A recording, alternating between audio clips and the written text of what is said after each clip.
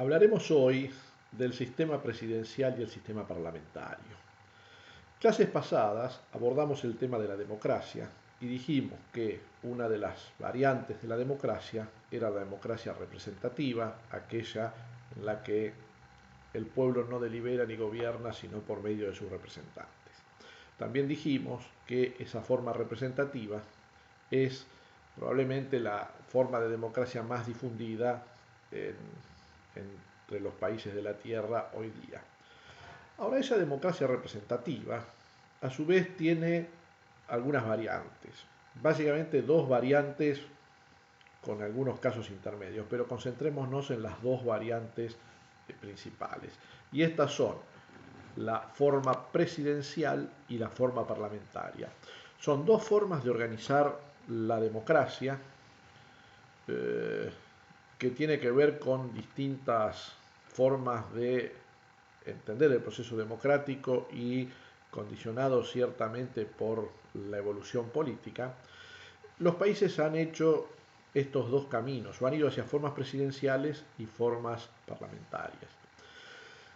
Para definir en principio qué es la forma presidencial y la forma parlamentaria, se deben tener en claro dos conceptos fundamentales. Hay dos conceptos que deben saberse bien. Estos dos conceptos son qué es un jefe de Estado y qué es un jefe de gobierno. ¿Cómo definimos un jefe de Estado? El concepto de jefe de Estado es el siguiente. Se entiende que el Estado es una institución jurídica, ¿no? Si uno mira la legislación argentina, el Estado es una persona jurídica de derecho público, así lo establece el Código Civil. O sea, es una ficción del derecho que le da una personalidad, ¿no? Pero esa estructura, esa institución, Estado, debe ser representada por una persona física, así como una sociedad anónima tiene el presidente, una sociedad civil tiene su presidente, el Estado tiene su representante legal. Entonces, el jefe de Estado es el representante legal de la persona jurídica Estado. El jefe de gobierno es algo distinto. El jefe de gobierno es quien toma las decisiones de gobierno, quien toma las decisiones políticas y por ende es el responsable político del gobierno. Son dos cosas muy distintas, ¿no? Entonces, sabiendo bien qué es un jefe de Estado, que es el representante legal del Estado como persona jurídica, y sabiendo bien qué es un jefe de gobierno, que es aquel que toma las decisiones de gobierno, que toma las decisiones políticas y es responsable por las decisiones que toma, sabiendo estos dos conceptos podemos diferenciar un Estado presidencial y un Estado parlamentario. ¿Cómo lo hacemos? Muy simple. La forma presidencial es aquella forma en la que el jefe de Estado y el jefe de gobierno son la misma persona física. O sea, en una forma presidencial, el presidente es a la vez jefe de Estado y jefe de gobierno. Por el contrario, la forma parlamentaria es aquella donde estas dos jefaturas están separadas en personas físicas distintas, ¿no? Una persona física o persona humana, como se diría ahora según el nuevo código, es el jefe de Estado y otra persona es el jefe de gobierno. Ahora, uno puede hacerse la pregunta, ¿y por qué esto? ¿Por qué hay estados o hay formas de gobierno que siguieron un camino y formas de gobierno que siguieron otro camino? Se han dicho muchas cosas. Se han dicho que los estados más antiguos adoptaron las formas parlamentarias, los estados más modernos las formas presidenciales. Probablemente esto era cierto hace 100 años. Los países que se organizaron a mediados del siglo XX o en la primera mitad del siglo XX probablemente adoptaron la forma parlamentaria. Los países que se han organizado en los últimos años, la mayoría ha adoptado la forma presidencial, con lo cual este análisis temporal no nos sirve mucho. Tampoco nos sirve el análisis geográfico. Se había dicho que los países europeos eran parlamentarios y los países americanos o fuera de Europa eran presidenciales. Tampoco cierra mucho porque hay muchas excepciones. Lo que sí es cierto, y podemos hacer una diferencia, es que los estados presidenciales surgen de revoluciones o de rupturas con un régimen anterior, mientras que los estados parlamentarios surgen de una lenta evolución del sistema monárquico al sistema democrático, ¿no? Cuando hablamos de sistemas presidenciales, estamos hablando básicamente de aquellos estados que siguieron el modelo norteamericano, que es el primer estado que se organizó como un sistema presidencial. O sea, el modelo puro de sistema presidencial es el modelo norteamericano. Ustedes sabrán cómo se formó el estado norteamericano.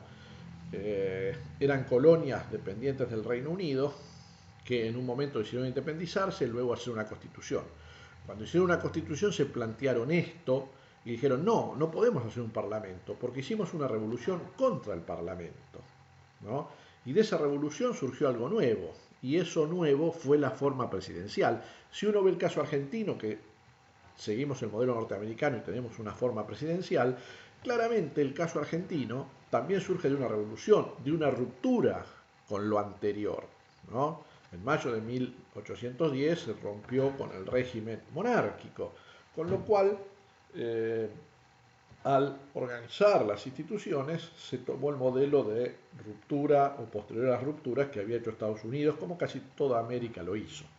Entonces podemos decir que el modelo presidencial surge de movimientos revolucionarios, mientras que el sistema parlamentario surge de lentas evoluciones, ¿no? Si uno se fija, el parlamentarismo arquetípico, que es el caso del Reino Unido, Inglaterra, uno ve cómo se fue las figuras o las cuestiones inherentes al régimen parlamentario, cómo se fueron estableciendo en el tiempo. Retrocedamos 8 siglos, ¿no? O 9 siglos. En la Edad Media, en el siglo XIII,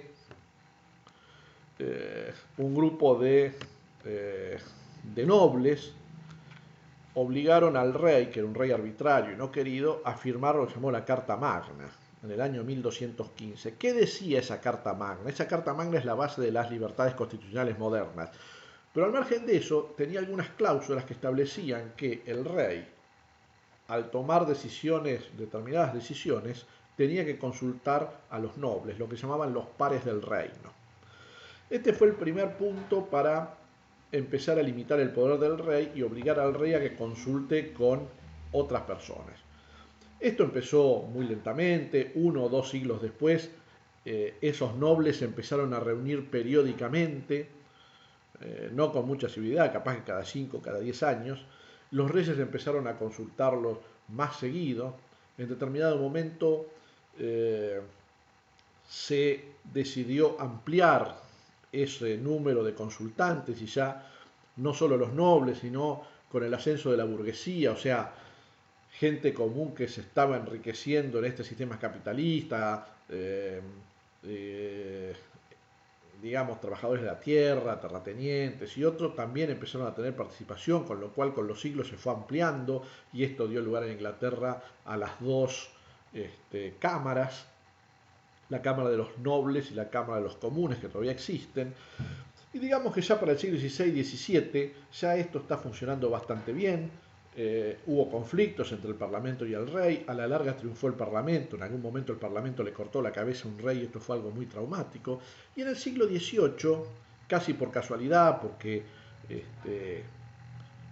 un rey tuvo problemas serios de salud, el Parlamento siempre tenía un líder, un nexo entre el rey y el parlamento, que al principio había sido porque los reyes no hablaban inglés y oficiaba de intérprete.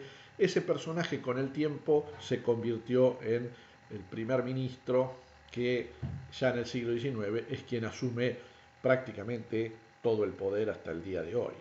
Entonces, si se fijan las instituciones del parlamento, un rey que es un jefe de Estado, un jefe de gobierno que es el primer ministro, en el caso inglés, se fue dando a lo largo de muchos siglos. Por eso decimos que el Estado con la forma parlamentaria es fruto de una lenta evolución. Ahora, debemos marcar las diferencias entre una forma presidencial y forma parlamentaria, que son muy significantes, ¿no? Un tema importante es la división de poderes. ¿Por qué? Porque en un sistema presidencial está claro que hay una división tajante entre el poder legislativo y el poder ejecutivo, ¿no? Nadie miembro del poder ejecutivo puede participar del legislativo y viceversa, ¿no? El caso argentino es tajante, ¿no? Si un ministro es llamado a ser legislador, debe renunciar como ministro. Si un legislador pasa a ser ministro, debe renunciar, ¿no? ¿Por qué? Porque la división de poderes es un valor importante en la forma presidencial y es tajante, ¿no? No se puede ser de un poder y de otro a la vez. En la forma parlamentaria, curiosamente, la regla es la contraria. ¿Por qué? Porque el Ejecutivo surge del Legislativo. Lo único que se elige es el Legislativo. Ahora voy a explicar cómo es. Y si lo único que se elige es el Legislativo, el Ejecutivo surge de una votación interna del Poder Legislativo. Nadie elige al primer ministro. En el caso inglés nadie lo elige, se eligen parlamentarios. Después los parlamentarios debaten y eligen el primer ministro. Y el primer ministro y los ministros que lo rodean nunca dejan de ser miembros del Parlamento. Es más, están obligados a ir a las sesiones y a debatir como un parlamentario más, ¿no? Entonces, es muy diferente la división de poderes en el sistema presidencial y en el sistema parlamentario. Otra cuestión muy diferente es el tema electoral. ¿Qué se elige? ¿No? ¿Por qué? Porque en un sistema presidencial, el jefe de Estado se lo elige con una elección específica para él. En la Argentina votamos para presidente, ¿no? Y eso le da al jefe de Estado una autonomía de legitimidad política que en los sistemas parlamentarios no tiene, ¿no? En los sistemas parlamentarios, el jefe de Estado, o sea, el representante legal de Estado, no es electo. Generalmente son reyes, las viejas monarquías conservan reyes, y si no tienen reyes, como el caso de Italia, o como el caso, algún otro caso, Alemania, tienen algún sistema especial de elección interna entre los senadores, el caso de Italia, además, por el cual se elige el presidente, que es el jefe de Estado, ¿no? Entonces, al jefe de Estado se lo elige en el sistema presidencial por una elección específica, y al jefe de Estado en el sistema parlamentario no se lo elige, o se lo elige de una forma complicada, no directamente por el pueblo, porque precisamente lo que se quiere es que no tenga legitimidad electoral, porque esa legitimidad la tiene que tener el jefe de gobierno. El jefe de gobierno en el sistema presidencial lo elige el pueblo, porque el jefe de gobierno y el jefe de Estado es la misma persona, y en el sistema parlamentario en realidad lo elige el cuerpo colegiado. En Inglaterra lo elige el Parlamento, ¿no?